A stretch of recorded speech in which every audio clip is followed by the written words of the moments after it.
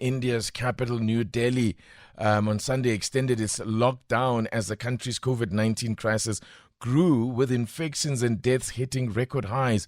The vast nation of over 1 billion people recorded 349,691 new cases on Sunday, taking the overall total of confirmed cases that the country has recorded thus far to 16.96 million, and there have also been 192,311 deaths. But in the last 7 days, India has recorded more than 2 million cases, an increase of over 58% on the previous week, according to data compiled by AFP. Let's speak to the founder and editor-in-chief of The Probe, Prerna Sridevi, joining us online. If you check out my timeline, I've retweeted a video report that they did just outlining how dire the situation is in India at the moment. Over 3 record numbers now being recorded, over 350,000 new cases being reported in the last 24 hours.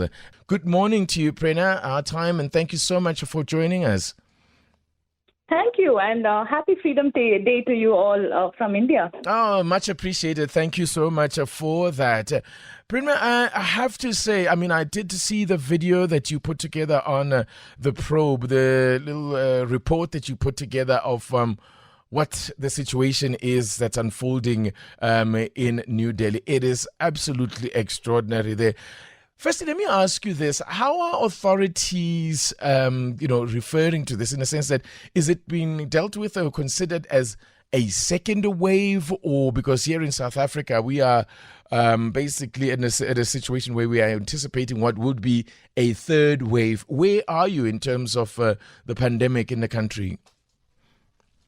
Well, in India, we are calling this a second wave, and the kind of numbers that we are talking about here is really staggering. For instance, in the last one day alone, India recorded over 3.5 lakh new COVID cases, and the country's total infections have gone over 1.73 crores, and you can imagine the numbers. And the death toll has now reached 1.95 lakhs, and it's close to 2 lakhs now. But the problem here is these are just the recorded figures. The concern here is, what about the cases of infected people who are dying in their own homes because there is no record of their death? In fact, in Delhi, which is the national capital, even testing has become a problem. So people, when they have symptoms, they are unable to get tested. So they stay quarantined inside their homes. So the situation is not really good. There has been so much of criticism against the government because the ruling party, the BJP, has been busy doing rallies. And why blame the government alone? Even the opposition here has been busy with election rallies for elections that have been held in 5 states here. And so during these rallies, all COVID protocols or norms were flouted, like wearing of masks or social distancing. So this is more a reflection, as you say, of maybe a certain complacency that has crept into Indian society and led by government as well, were allowing all these large events to take place. So is it not about the particular variant? Because what we learned last time out is that we now, discovered what I think has now become known as the South African variant around the world, which turned out to be a lot more infectious, and that so that's why we had so many more people getting it. Is this not something that has been observed with this latest outbreak in India? Yes, absolutely. I mean, the Indian variant is supposed to be very potent, and it's far more dangerous than what we saw last year. But having said that, the kind of measures the government has been taking here to contain the spread of the virus, that is coming under a lot of scrutiny at the moment. On the ground, the situation seems to be really very bad. In fact, the World Health Organization chief had recently said that the situation in India is beyond heartbreaking. I would just say that the situation in India cannot just be described in words. For instance, yesterday I was in one of the cremation sites here in Delhi.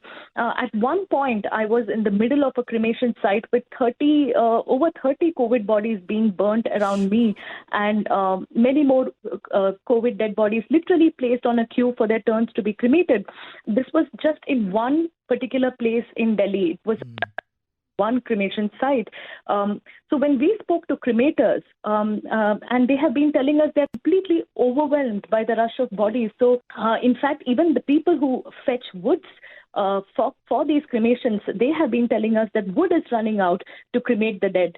So you can imagine the condition here. But on the good side, the government has announced that from May 1st, all adults in India can be eligible for vaccination, which literally makes India one of the first countries to allow all adults to seek a vaccine against the virus.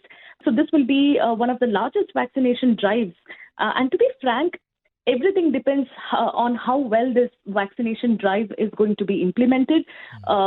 And when it comes to vaccination here, the onus is also on the respective state governments, where some state governments have already announced that they will give free doses from May 1st. So the vaccination drive brings in a lot of hope. But there again, vaccinating a country with 1.3 billion population is not easy, and it comes with its own set of challenges. For instance, think about it this way. Your country's population is around 59 million, and India's population is 1,300 million. And you can imagine what it means to carry out a successful vaccination drive in such a populous country.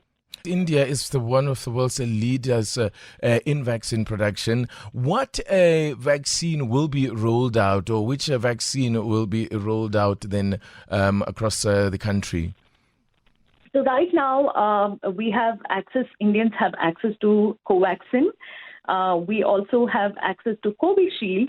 And very soon, in the next couple of weeks, we are also going to get access to Sputnik. That's the Russian vaccine.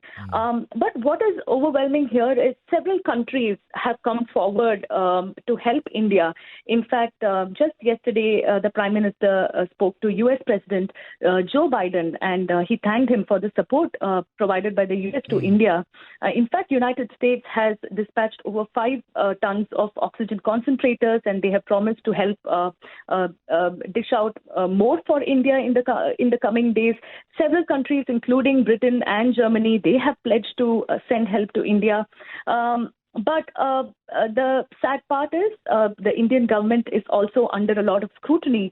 Literally, they have been caught unawares, and they have not. Many people here feel that the government has not taken the adequate measures. There is total mismanagement and chaos in the way the government has handled the situation, and the people on the ground, they are literally left in the lurch. One of the high courts in a state in India, the Madras High Court, very recently observed that even the Election Commission of India should be put up on murder charges for being the most irresponsible institution in the last so many months, as the Election Commission has not been able to stop these political parties from holding rallies and violating the COVID protocol. And these are strong words coming from a high court in the country.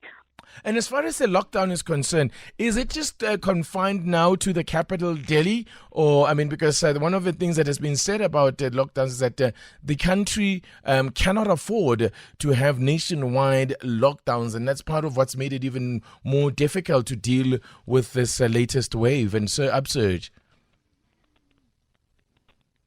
Yes, in fact, there has been a lockdown in the place where I am.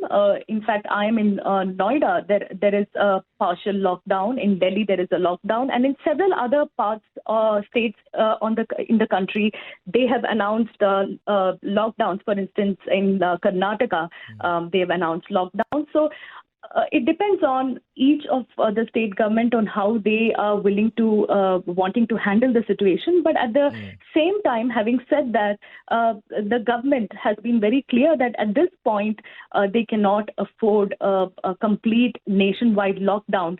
But there have been a lot of awareness campaigns being spread across the country on how it is very important for people to stay inside their homes, because there are numerous testing centers that are available across the country, but then it's completely overcrowded. So when people have symptoms, they have been advised to stay at home, even if they feel that they have to get tested and they are unable to get themselves tested. The government is asking them, do not worry if you're not able to get yourself tested. The moment you have symptoms, please consider yourself as COVID infected and stay indoors and take all the necessary precautions. And just very quickly, what are the latest numbers showing there? Is there any respite, or are the numbers still continuing on an upwards trajectory?